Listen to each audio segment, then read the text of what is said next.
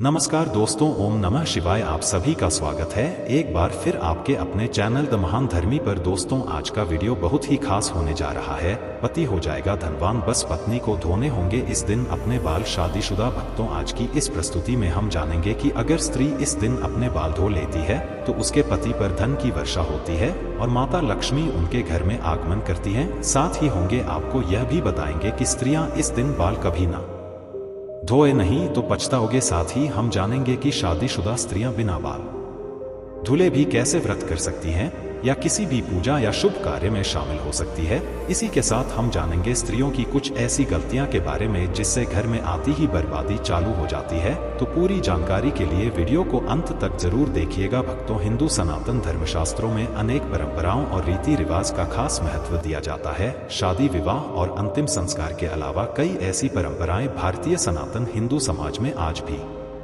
विद्यमान है जिनका अनुसरण प्रत्येक भारतीय पुरुष अथवा स्त्री करती आई है। इसी के अनुसार शादीशुदा स्त्रियों को हर दिन कुछ कार्य करने से पहले शुभ अशुभ का खास ध्यान रखना चाहिए। आप तो जानते ही होंगे कि शादीशुदा स्त्रियों द्वारा खास दिन के अलावा धर्मशास्त्रों में उनके बाल धोने को निषेध माना गया है। सप्ताह के कुछ खास दिन अगर शादीशुदा स्त्रियां अपने बाल धोएं तो उनके पति पर बाधाएं आ सकती हैं, यहाँ तक कि आपकी संतान और परिवार को भी कष्ट हो सकता है। तो भक्तों, चलते हैं। लेकिन दोस्तों, अगर आप भी चाहते हैं कि आपके ऊपर और आपके पूरे परिवार के ऊपर माता लक्ष्मी का आशीर्वाद सदैव बना रहे तो इस वीडियो को एक लाइक करें और आपके अपने चैनल द महान धर्मी को सब्सक्राइब करें और कमेंट बॉक्स में जय माता लक्ष्मी लिखना ना भूलें। और अब सुनते हैं गुरुजी से कि वह क्या कहते हैं इसके बारे में। हेलो भक्तों, स्वागत है आप सभी का एक बार फिर से हमारे चैनल द महान धर्मी में। भक्तों, इस वीडियो में हम जानेंगे कि किस खास दिन शादीशुदा स्त्रियों को बाल जरूर धोने चाहिए। तो आइए आप भी जानें कि किस दिन शादीशुदा स्त्रियों को बाल नहीं धोने चाहिए और किस दिन बाल जरूर धोने चाहिए। भक्तों, सबसे पहले बात करते हैं बुधवार की। बुधवार के दिन खासकर कुंवारी लड़कियों को बाल नहीं धोने चाहिए। अगर कोई कुंवारी लड़की बुधवार के दिन अपने बालों को धोती है तो उसके भाई पर कोई बड़ी आफत सकती है जिसका आप अंदाज भी नहीं लगा सकते। बुधवार के दिन नई लड़कियों को अपने बाल धोने से बचना चाहिए। यह दिन ऐसा माना जाता है कि इस दिन बाल धोने से कुछ नकारात्मक प्रभाव हो सकते हैं।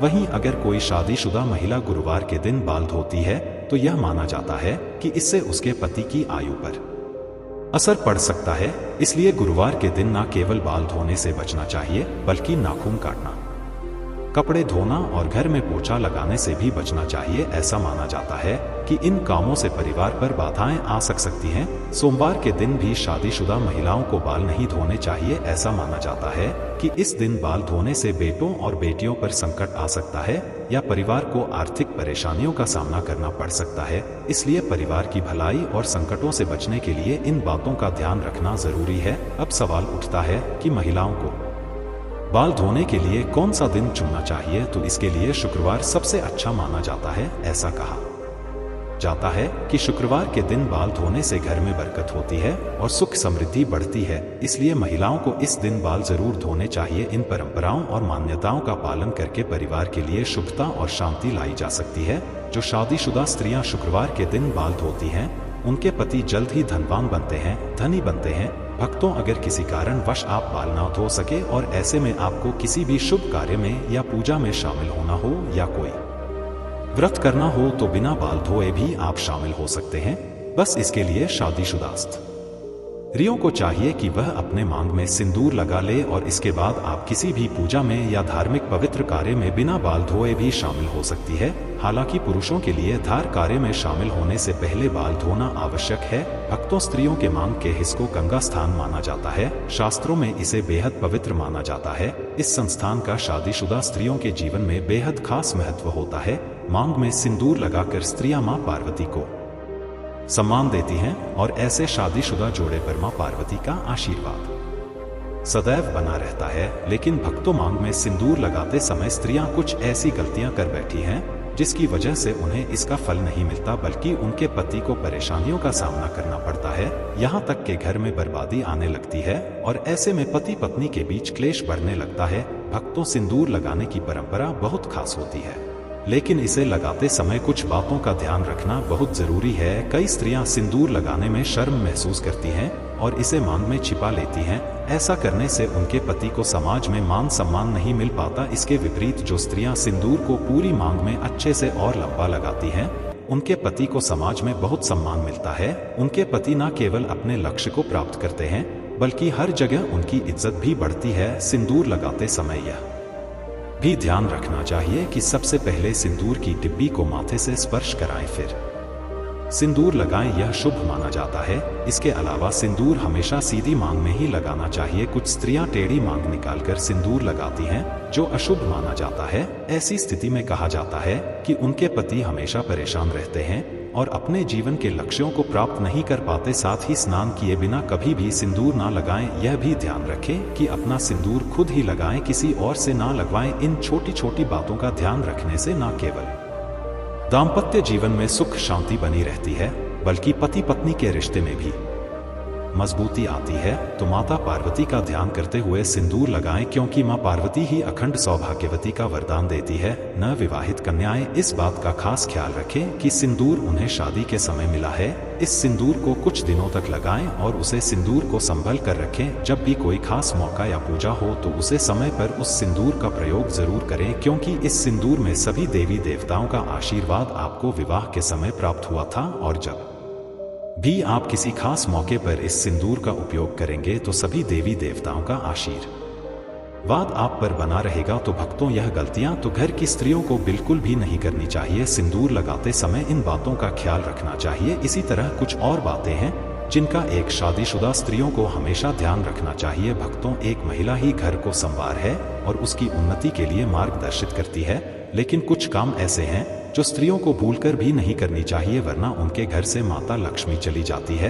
क्या आपको पता है कि सनातन वास्तु के अनुसार स्त्रियों को कुछ काम भूलकर भी नहीं करनी चाहिए? अगर स्त्रियां इन कामों को करती हैं, सनातन वास्तु के अनुसार घर में सुख समृद्धि बनाए रखने के लिए स्त्रियों को कुछ खास बातों का ध्यान रखना चाहिए। यदि स्त्रियां खुद घर में झाड़ू पोछा लगाती हैं, तो यह काम हमेशा सूर्योदय से पहले ही करना चाहिए। सूर्य निकलने के बाद सफाई करने से घर में दरिद्रता आती है। इसके अलावा सूर्य उदय के बाद बालों में कंघी करने से वास्तु दोष बढ़ता है और शाम के समय बालों में कंघी करने से माता लक्ष्मी नाराज हो सकती है। इसीलिए सुबह समय पर और शाम को कंघी करने से बचना चाहिए। रसोई घर में प्रवेश को लेकर भी नियम है। महिलाओं को स्नान करने के बाद ही रसोई में प्रवेश करना चाहिए। स्नान किए बिना रसोई में जाना अशुभ माना जाता है। साथ ही घर की सफाई के बाद तुरंत स्नान करना चाहिए। सफाई के बाद स्नान ना करने से घर में दरिद्रता आ सकती है। स्नान के बाद भगवान से प्रार्थना करना और माता लक्ष्मी को प्रसाद चढ़ाना जरूरी है। ध्यान रखें, प्रसाद चखाने से पहले कुछ ना खाएं, वरना माता लक्ष्मी नाराज हो सकती है। एक और महत्वपूर्ण बात यह है कि जिस घर की स्त्री हमेशा क्रोधित रहती है और खुश नहीं रहती, उस घर में कभी भी सुख शांति और समृद्धि नहीं टिकती। स्त्रियों को शांत और प्रसन्नचित रहना चाहिए ताकि घर का माहौल सकारात्मक और शुभ बना रहे। जिस घर में महिलाएं झाड़ू को लात मारती हैं या पैर से ठोकर मारती हैं, वहां माता लक्ष्मी की कृपा नहीं होती। ऐसा घर कभी भी आर्थिक रूप से संपन्न नहीं बन पाता और हमेशा दरिद्रता छाई रहती है। इसलिए यह बात ध्यान रखना जरूरी है कि झाड़ू का सम्मान करें और उसे कभी भी पैरों से ना छुएं। इसके अलावा घर के अंदर जूठे बर्तन रखने की आदत भी अशुभ मानी जाती है। कई महिलाएं तवा और कढ़ाई को झूठा छोड़कर ही सोने चली जाती हैं, लेकिन ऐसा करने से माता लक्ष्मी नाराज हो सकती हैं।